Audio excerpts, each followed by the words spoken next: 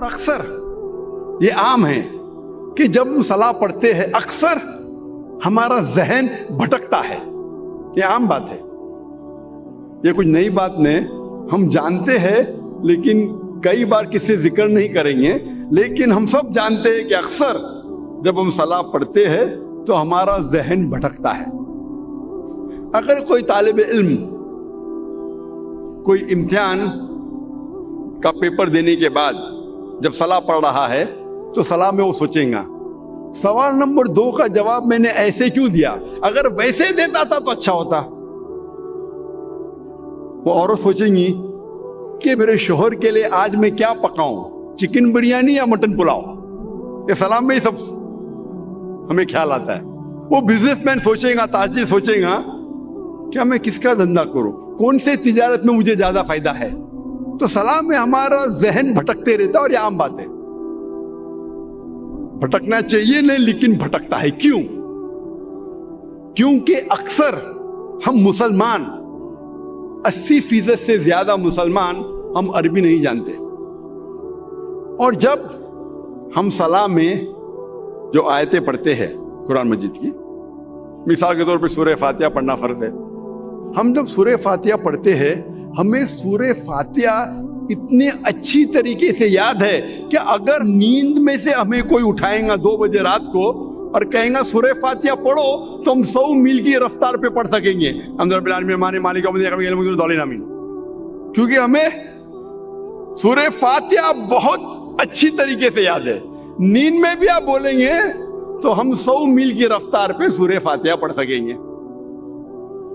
اور ہمارا ذہن جو اللہ سبحانہ تعالیٰ نے ہمیں دیا ہے, the brain Allah has given us, وہ اتنا پاورفل ہے کہ یہ سورہ فاتحہ ہمارے ذہن کا ایک دم چھوٹا سا حصہ استعمال ہوتا ہے, کیونکہ ہمیں پوری طریقے سے یاد ہے, منہ زبانی یاد ہے, اور ہم 100 میل کی رفتار پہ پڑھ سکتے.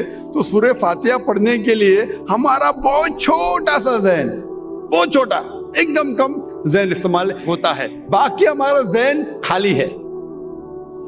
An empty brain is a devil's workshop. یہ انگریزی میں کہاوت ہے کہ خالی دماغ شیطان کا کارخانہ ہے. خالی دماغ شیطان کی فیکٹری ہے. اور سائنٹیفکلی ہمارا دماغ خالی کبھی رہ ہی نہیں سکتا. یہ سائنس کہتے. تو کیا کرتا ہے, دماغ بھٹکتا ہے, سوچتے رہتا ہے کیا کروں, کیا پکاؤں, کیسا تجارت کروں, کل کیا کروں, کیا پہنوں. تو ذہن کو بھٹکنے سے روکنے کے لیے سب سے بہترین طریقہ ہے کہ اگر ہم عربی زبان نہیں جانتے تو جو ہم عربی آیتیں پڑھ رہے ہیں اس کے ساتھ ساتھ اس کا ترجمہ بھی دہرائیے.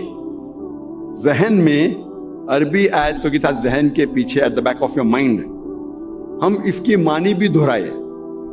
اگر آپ کو اردو میں مہارت ہے تو اردو میں دہرائیے, انگریزی میں مہارت ہے تو انگریزی میں دہرائیے, ہندی میں مہارت ہے تو ہندی میں دہرائیے, مراٹھی میں مہارت ہے تو مراٹھی میں دہرائیے. لیکن جو زبان میں آپ کو مہارت ہے اس زبان میں ان آیتوں کا ترجمہ اپنے ذہن کے پیچھے دہرائیے. تو اگر ہم ترجمہ یاد کریں گے جو ہم آیتیں پڑھ رہے ہیں, اور جیسے میں نے فرمایا کہ سورہ فاتحہ پڑھنا فرض ہے اور ہم سلام میں پڑھتے الحمدللہ رب العالمین, ساری تعریفیں اللہ کی ہے جو رب ہے سارے عالمین کا. الرحمن الرحیم, جو رحمان اور رحیم ہے. مالک یوم الدین, جو مالک ہے قیامت کے دن کا.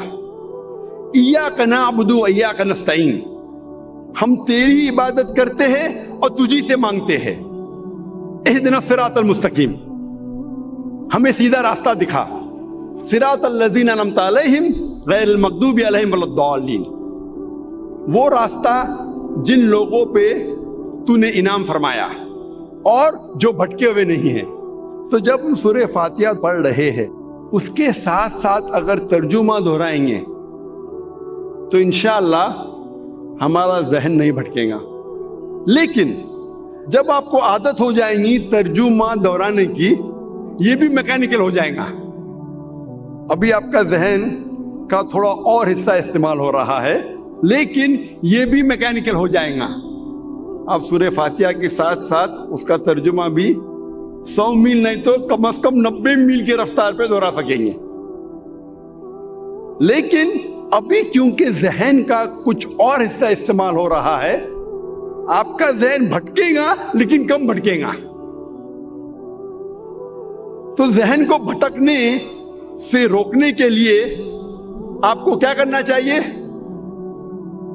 ترجمے کے ساتھ ساتھ اس ترجمے کے معنی پہ کانسنٹریٹ کرنا چاہیے، توجہ دینا چاہیے.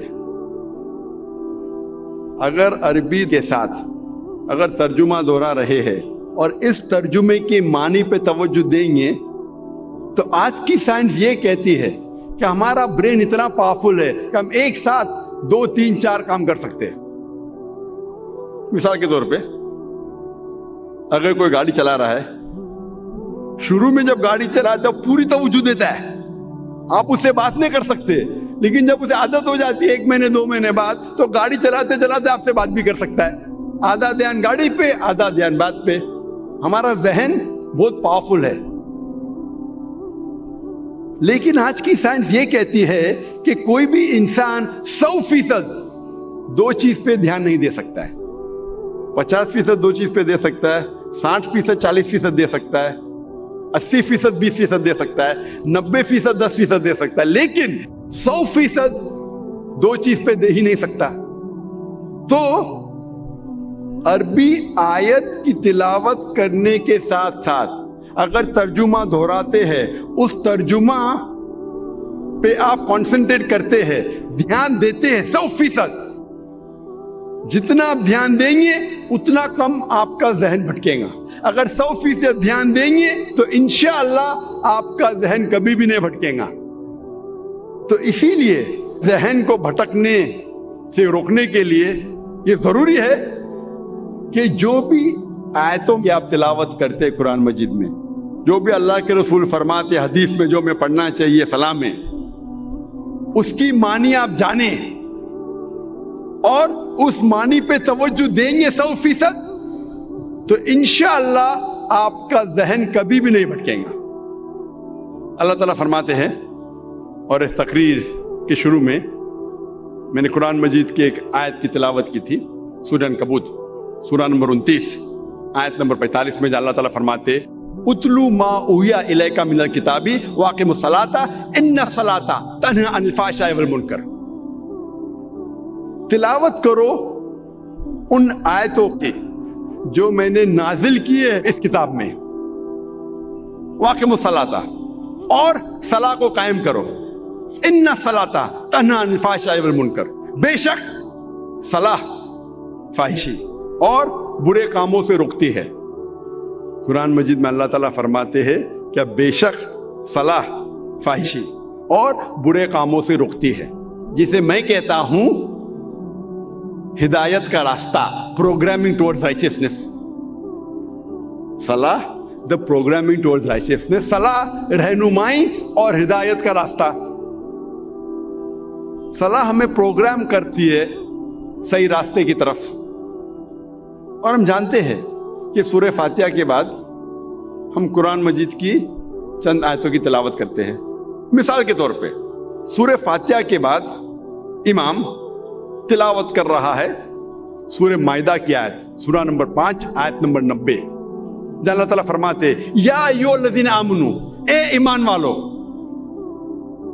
انما الخمر والمیسر، بے شک شراب اور جوا، والانصاب والازلام، بت پرستی اور پھانسے پھینکنا، رجس من عمل الشیطان، یہ شیطان کے ہتھ کنڈے ہیں، فاجتنبوہ لعلکم تفلحون، ان ہتھ کنڈوں سے دور رہو تاکہ تم فلاح پاؤ. یہاں صلاح میں ہمیں ہدایت مل رہی ہے کہ شراب مت پیو، جوا مت کھیلو، بت پرستی مت کرو، پھانسے مت پھینکو، یہ شیطان کے ہتھ کنڈے ہیں، ان سے دور رہو تاکہ آپ فلاح پاؤ. اللہ ہمیں ہدایت دے رہا ہے صلاح میں.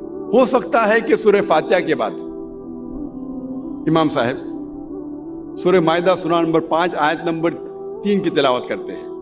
اللہ تعالیٰ فرماتے حرمت علیکم المیتۃ والدم ولحم الخنزیر وما اہل لغیر اللہ بہ، حرام ہے آپ کے لیے مرا ہوا گوشت، خون، خنزیر سور کا گوشت، اور غیر اللہ کا کھانا، اللہ کے علاوہ کسی اور کا نام لیا ہوا کھانا، یہ آپ کے لیے حرام ہے۔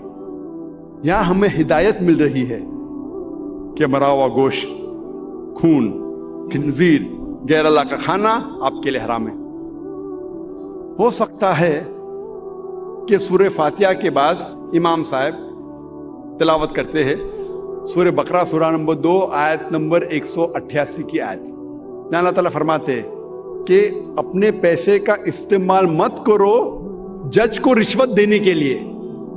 جو حاکم ہے، جو جج ہے، اس کو رشوت دینے کے لیے پیسے مت استعمال کرو تاکہ آپ دوسرے کا مال ہڑپ کر سکو۔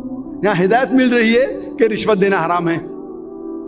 ہو سکتا ہے کہ امام صاحب سورہ فاتحہ کے بعد تلاوت کرتے ہیں سورہ اسراء کی آیت سورہ نمبر 17 آیت نمبر 23 اور 24، جہاں اللہ تعالیٰ فرماتے ہیں کہ اللہ کی عبادت کے بعد آپ کو اپنے والدین کے ساتھ اچھا سلوک کرنا چاہیے، اور اگر ایک یا دونوں ضعیف ہو جائے تو ان کو اف تک مت کہو، اور ان کے ساتھ اچھا برتاؤ کرو اور دعا کرو اللہ سے کہ ان پر رحمت برسائے جس طریقے سے ان نے بچپن میں میری پرورش کی۔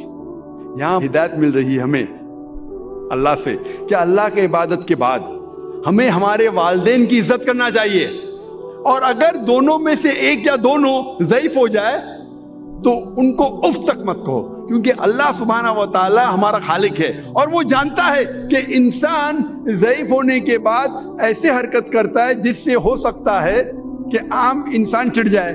تو اللہ تعالیٰ کہتے ہیں کہ آپ کے والدین اگر ایک یا دونوں ضعیف ہو جائے اف تک مت کہو، اور ان کے ساتھ اچھا برتاؤ کرو اور اچھائی سے پیش آؤ اور دعا کرو اللہ سے کہ ان پر رحمت برسائے کیونکہ ان نے میری بچپن میں پرورش کی۔ اسی لیے میں کہتا ہوں کہ صلاح رہنمائی اور ہدایت کا راستہ ہے۔ ہمیں صلاح میں ہدایت ملتی ہے، اٹ از پروگرامنگ ٹوورڈ رائچسنس۔